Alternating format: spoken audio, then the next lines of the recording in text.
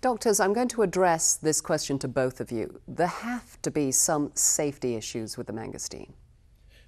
The first thing I'd like to say, Abby, is that one of the benefits of traditional medicine, medicine that has been used by cultures in various parts around the world, is that they use an herb or a fruit for century upon century, and it's passed down from family to family, that from record to record shows which fruits or herbs are helpful, which herbs or fruits are toxic or have harmful effects, and that there is not one documented case in any research that I've been able to uncover that demonstrates there's any type of adverse or toxic property to the mangosteen fruit, the pericarp, its seeds. I slipped on one on a sidewalk when I was in New Zealand, and that's about the closest I've come to seeing damage. Now, people can have allergic reactions to this fruit just like they can to any other kind of fruit, but in the reported reactions, they've been restricted to cutaneous manifestations, nothing that is life-threatening.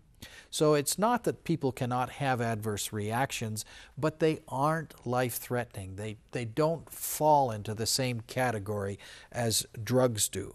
And, you know, you just have to wonder, why would you ever use a drug which has the potential for disaster when a mangosteen or a fruit or some other edible element that is in nature could possibly give you the same kind of an effect? That's the question I ask over and over. Right. And my dad used to tell me when I was a little kid growing up to trust in God but tie up your camels. And so if you really want to make sure that things are safe, what we did is direct 2 studies that were toxicity studies done with laboratory rats, megadosing the mangosteen fruit in different concentrations to a group of rats over a month.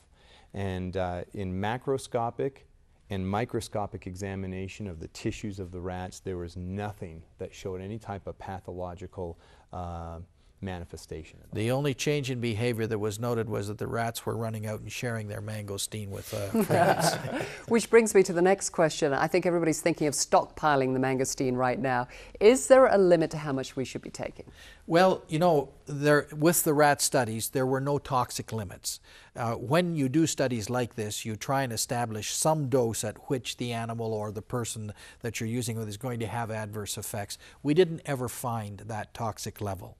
So there is no toxic level. However, in minimum dosages, when someone is looking for a therapeutic effect, something's gone wrong with them, and they're trying to get that in some way reversed through the assistance of the mangosteen, I recommend that because it has a half-life of 4 to 6 hours in the human body. In other words, it remains in the circulation for about 4 to 6 hours before half of it is gone, that it should be dosed 3 times a day.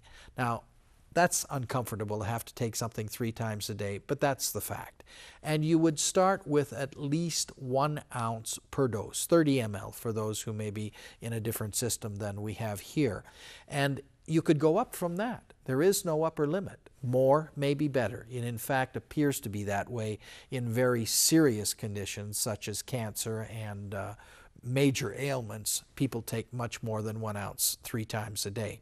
However, when you're looking for the benefits of prevention, a single ounce a day seems to be all that you need.